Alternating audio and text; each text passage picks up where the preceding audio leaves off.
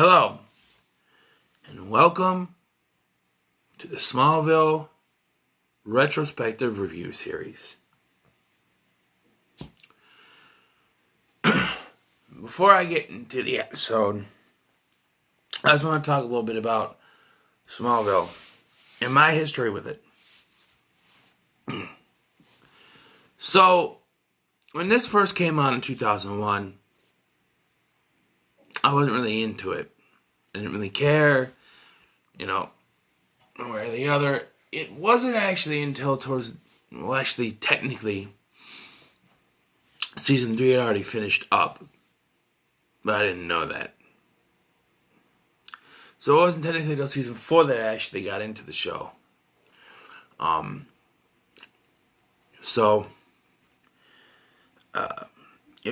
Just one day, I'll see what's on. Oh, Smallville's on, I'll watch it. I actually kind of liked it. They played 2 episodes back to back because at the time, on the WB at the time, they played reruns 2 in a row for Smallville at this point. And, yeah. So I watched 2 episodes back to back. We'll get to those. Season 3, and then I watched the season 3 finale a little bit later. And I started to go to the public library and start to rent out the DVDs that they had. One thing I never liked about the library is that they don't, now they do, but back then they never rented out, or whatever you call it. They never, gave out. You could never check out the entire season. It was always disc 1, disc 2, disc 3, disc 4. So I never watched, as a result, I never watched any of the episodes in order. Sometimes I had some from season 1, sometimes it was from season 2 and season 3, but they never had them in order. Eventually I started buying them, as you can see. The rest is history. So, yeah. But the idea for me, why I didn't start watching it, is they're supposed to be about a young Clark Kent, and I thought, it's probably going to be some, at the time, which I wasn't into, some teen drama series with, like, Dawson Creek, but with Superman. Didn't really care for that. But upon seeing the show and realizing what they do, it's basically sort of what you call, the X-Files and Supernatural would call I don't know, go away! Y'all have been trying to creep up on me the whole time. It's basically what X-Files and Supernatural will call Monster of the Week episodes. But in this case, it's Freak of the Week episodes. See, what they did is that in most iterations of Superman, it's just his ship that crashes to Earth and they can't find him.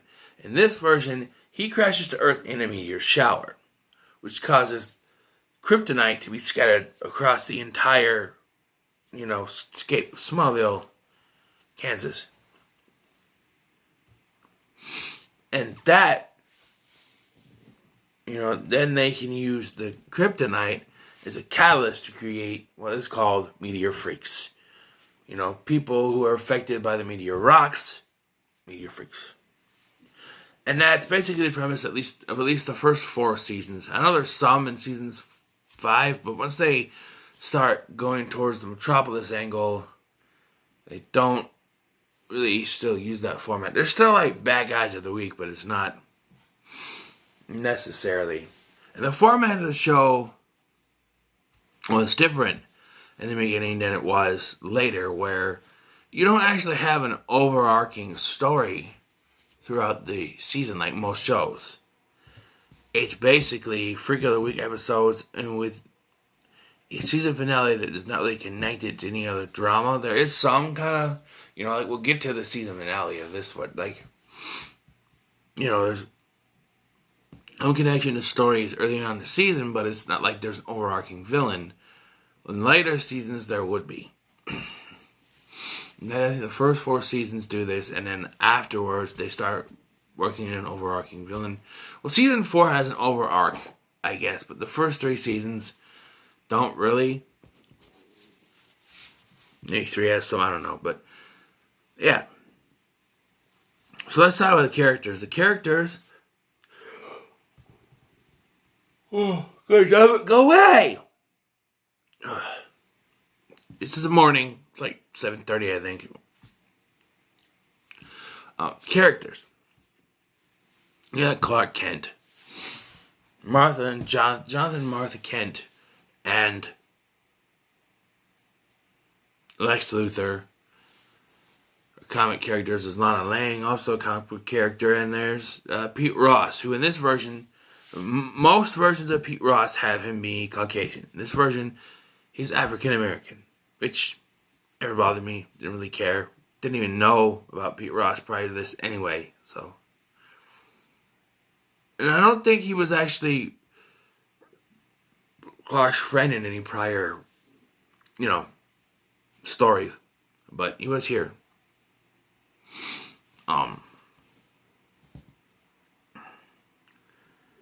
I think that Michael Rosenbaum is probably the best iteration of Lex Luthor that we've had on TV form.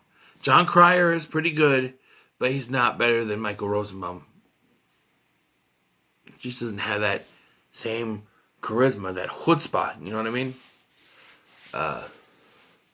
Man. Stop it! I'm trying to do this and I keep yawning. So anyway,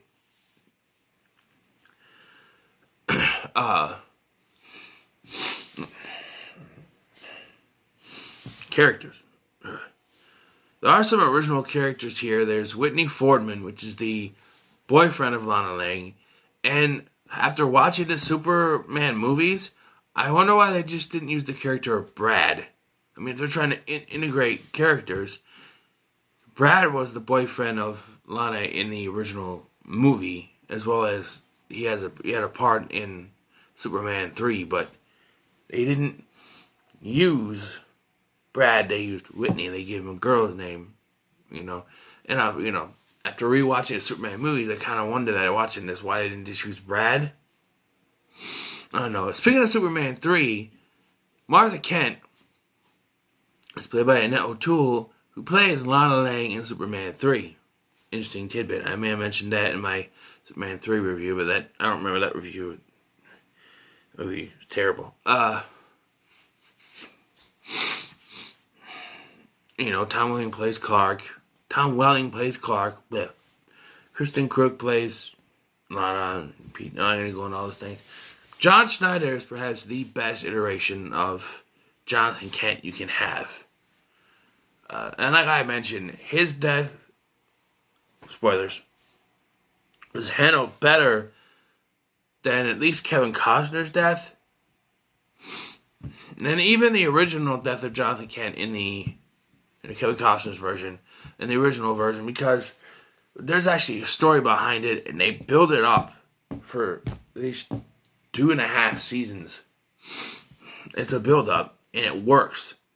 Whereas in the first Superman, he has a heart attack, he dies. No reason why, they just didn't want him around, I guess.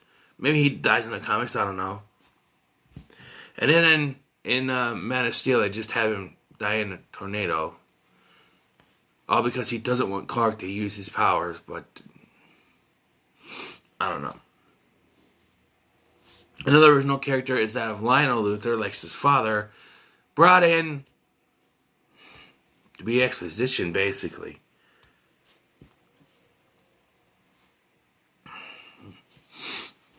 Now we'll start the actual episode after 9 minutes. The episode starts in Smallville, Kansas, in what I can assume is 1991, because I think it's 10 years later that this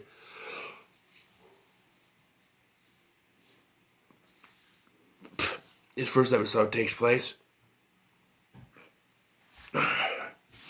So, I'm sorry for all the yawning.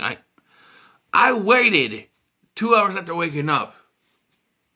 I waited after waking up so I didn't just go in here and start yawning and stuff. And it's still doing it, and I'm sorry.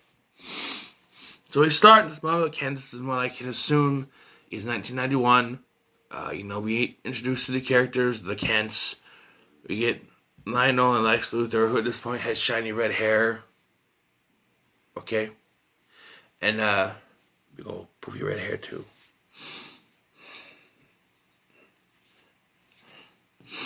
And, Lionel is there to close a business deal of some sort. And they're by the cornfield, and the meteors hit. And Lex is bombarded with the meteors, but he doesn't die.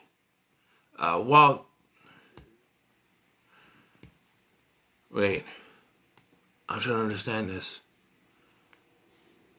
This is broad daylight. And they got they strung up. There's a boy named Jeremy Creek, a teenager named Jeremy Creek. He's strung up like a scarecrow. It's a tradition, I guess, which we never see again, but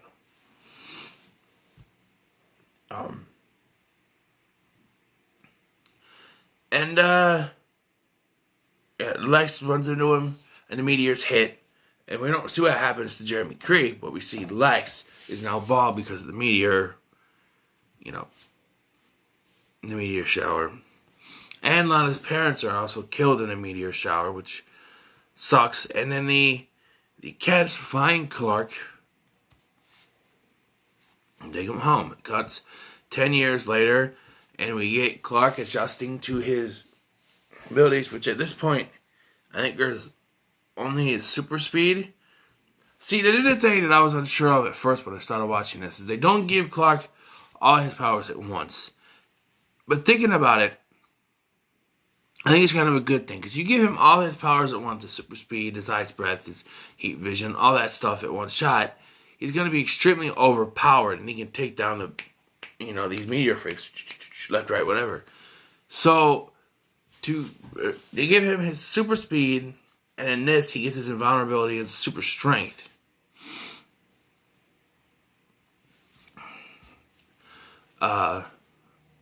Yeah, because there's a scene where Lex, and they never bring up how this happened, at least to the characters, but like Lex is driving, there's this truck, and a roll of barbed wire falls out the truck, and Lex swerves to miss it, and hits Clark head on, and they both fall under the bridge into the river or whatever. And Clark saves Lex's life, and Lex says, "I could have sworn I hit you." And he's like, "If you did, I'd be dead." The next scene has Jonathan show up, and he yells at Lex Luthor. Now, we find out that he has a history with the Luthors, which we'll get to that. But he yells at Lex Luthor without finding out exactly what happened. He just yells at him, who's driving like a lunatic? And he takes Clark away. And it's like, why don't you listen to what happened instead of just yelling at him? I understand you have a problem with the Luthors, and we get to that in like season 2, I think, where it's revealed what happened. But yeah, he has problems with the Luthors, and after this, Clark and Lex become friends. Let's just say about that. Chloe Sullivan is sort of the Lois Lane character. I guess I should explain. They didn't bring Lois Lane in. Because one, it wouldn't make sense for her to be at his high school. So they had another character to sort of like Lois Lane. And I think they tried to distance themselves from Lois Lane for as long as they could. Because they had the no tights, no flights rule. Which people say was Tom Welling's rule. But no, it was the producers. They said that this is a story about Clark becoming Superman. And if he's shown as Superman during the run of the show, then it wouldn't be the same. And he has to, it's all about him becoming Superman. Now, I didn't know it was going to last 10 seasons, but it did. And by season 8, he's sort of already Superman without adapting the name. He doesn't fly, but he uses his super speed. He's called the Red Blue Blur and later just the Blur. But he's Superman. But he doesn't officially become Superman until the very last episode. And I'm not going to go into that. We'll get to that once we reach it. But I'm just saying. So,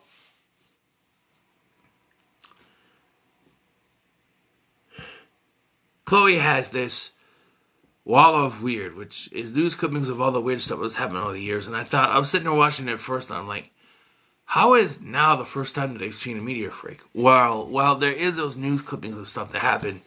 And a kind of dick move, she has a picture of Lana on there from back when the meteors hit. Why? Why would you... Lana finds out about it later, but it's just like, why would you put that on there? Someone that you know, it's not nice.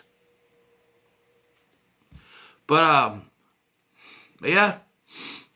So, like I mentioned, it's the freak of the week type deal. And the freak of this week, the first episode here, is Jeremy Creek. He survived, and now he has electrocution powers, which most of the time, the meteor freak's powers make sense of how they got him when the meteor freaks hit. It's like with the Flash, how they did their metahumans, and when they're hit by a particle accelerator, whatever they were doing, that was their power. It's kind of like that. But Jeremy, I don't understand why he has electrical powers when he was in the middle of a cornfield. Obviously, being able to throw corn around, maybe telepathy. I don't know, but he just has electrical powers. And his plan, so it's made abundantly clear that Clark has a thing for Lana. And they use this, I don't know, I never really cared for this, but Clark, it doesn't make really sense in the long run, but Lana wears a necklace. On it is a piece of meteor rock from the meteor that killed her parents. Why would you wear that? It's a piece of something that killed your parents. Why would you willingly go around and wear it around your neck? I don't know if they explain why she wears it, but she gives it to Whitney and says so much bad luck came out of this, there can only be good luck. I'm like, okay. So it doesn't explain why you wear it. You think it would remind you of your parents all the time. There is a scene where they're at the Lang's grave, Lana and Clark. A pretty good scene, a pretty good talk to have there. It's a great scene. But this is where he takes Lana home, and Whitney sees him there.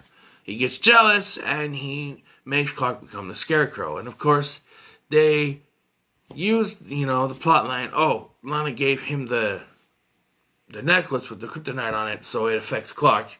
Puts it around Clark's neck, and he's strung up. Now, Clark doesn't know what the meteor rock is at this point. We don't really find out what it is till later. We know what it is, but he doesn't know what it is. You know what I mean? And Clark is strung up, and much like with Jeremy 10 years earlier, Lex finds Clark strung up, saves him, which causes the meteor rock necklace to fall off. Lex finds it, and eventually that comes around in the next episode, but Clark runs to the rescue, and Jeremy is planning on electrocuting the entire mass of students that are at the homecoming dance right now. He plans on using the sprinkler system to rain down and then use electrical powers to kill them. Okay.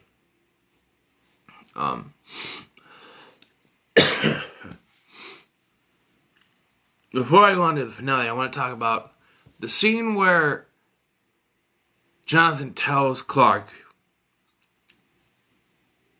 the truth. He shows him this little thing, and I think he shows him his ship too. But he's just like, he looks like, you're not from around here, or your parents were from around here, or where were they from? He just looks up at the telescope, like space or whatever, and Clark does eventually say, "I'm glad you and Mom found me." It's better than nothing to find, and we'll get to that because there's an alternate world version of Clark in season 10, which we'll get to. If some of that doesn't make any sense, but we'll get to it eventually. So Clark stops Jeremy.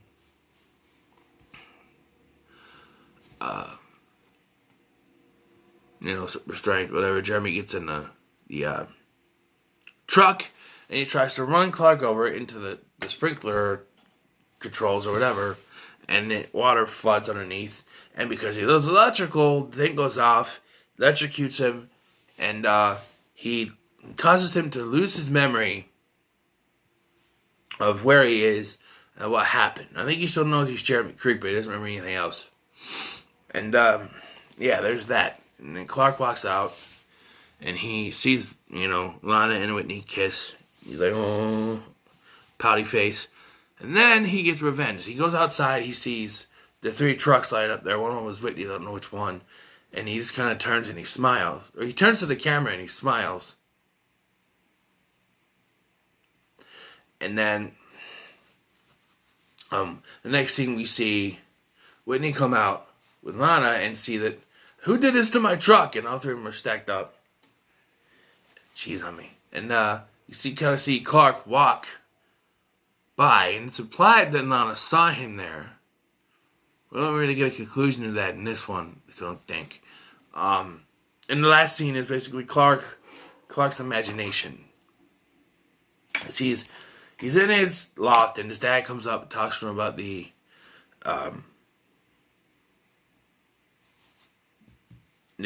telescope, and that's when they get the line, "Oh, I'm glad you and Mom found me," and the dad leaves.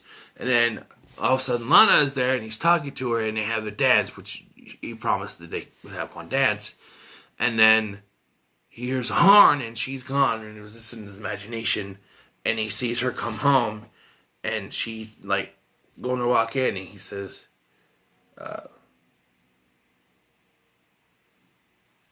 something Lana, and she turns around, and we play the song. You're all I want, you're all I need, you're everything. Smallville had it sort of soundtrack of the teen angsty songs of that time period, which was the time period I grew up, so I liked some of the songs, And we do continue from this point into the next episode, and I thought, oh, they premiered as one episode. But no, they were a week apart, like normal episodes, so I don't... Maybe they were filmed as one, and then they just cut it. I don't know, but we'll get to it. Decent first episode. This is longer than the usual reviews will be. I'm sure I had to do a little more explanation at the beginning, but decent first episode. So what are your thoughts on the first episode of Smallville, the pilot? Let me know in the comments below. Like, share, subscribe, and I'll see you.